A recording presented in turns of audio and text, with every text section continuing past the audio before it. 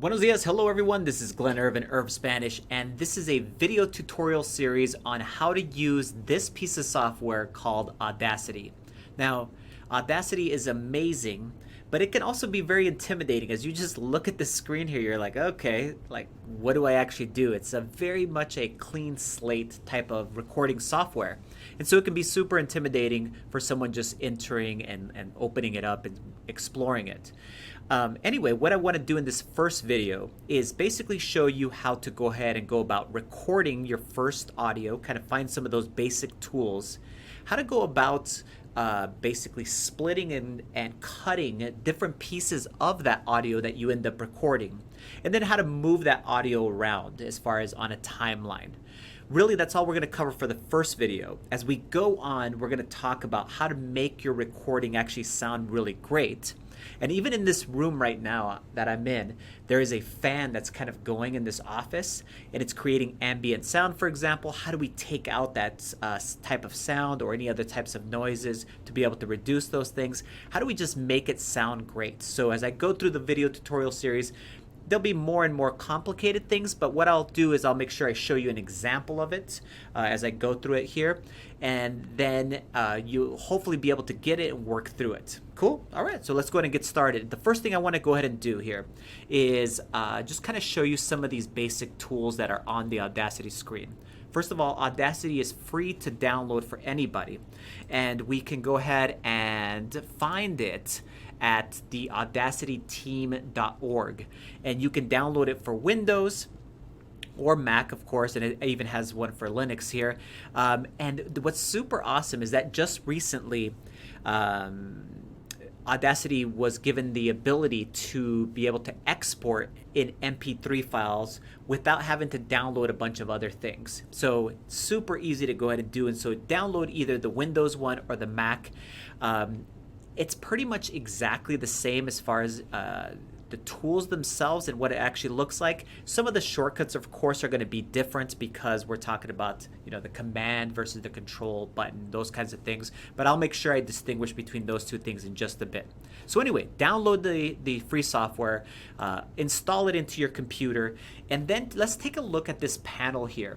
The panel, it looks like basically like any kind of play and recording software or even a disk drive, whatever it might be. You have a play button, you have a pause button, a stop, a button to skip to the start, basically let's go back to the start, a button to skip to the ending of whatever you recorded, and then there's the record button.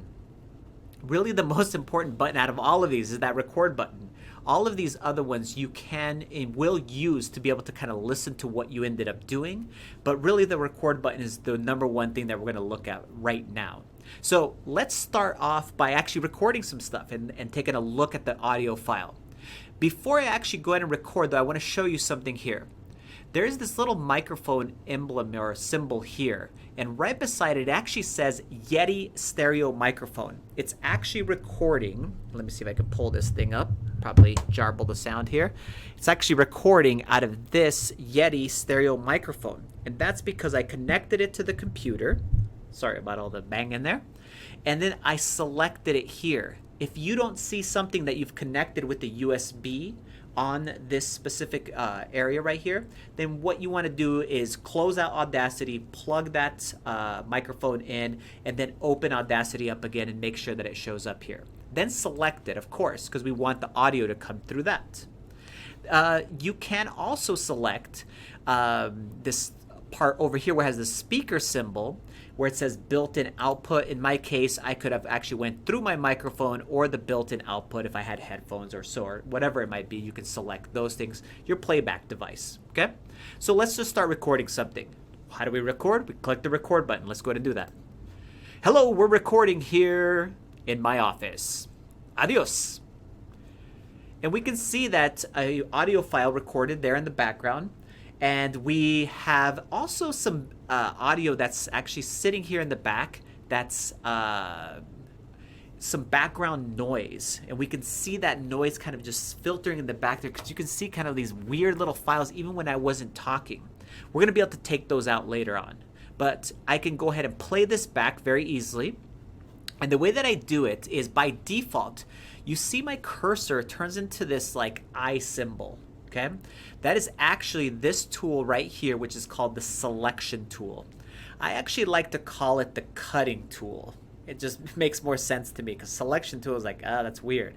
But what you can do with the selection tool, by default, it'll be the tool that you have selected, is you can click around inside of the audio file. You can do that, okay? Depending on what part you actually want to listen to. So if I wanted to listen back right at the beginning here, I could click here and then press play, okay? Or I can select a part of this audio. So let's say I wanted to select this part. Now I'm holding down the left click and selecting this. Cool. And I would maybe want to go ahead and select an item, for example, this last segment part right here, because I'd want to delete it. So I could select it by holding down my left mouse button or your trackpad, and then I can just actually literally click the delete button, and then that will actually take it out. So let's go ahead and do that. Boom, it's actually gone. So that's super easy to go ahead and do. But what if I actually want to, and this is probably the most important part, want to go ahead and split up my audio, okay? Some things we want to not delete it, but we actually want to split up two different segments here. So I wanted to split this part up because I actually want to use it later on. And so I select where it actually might be at right there. Let's say at the beginning of that little audio there.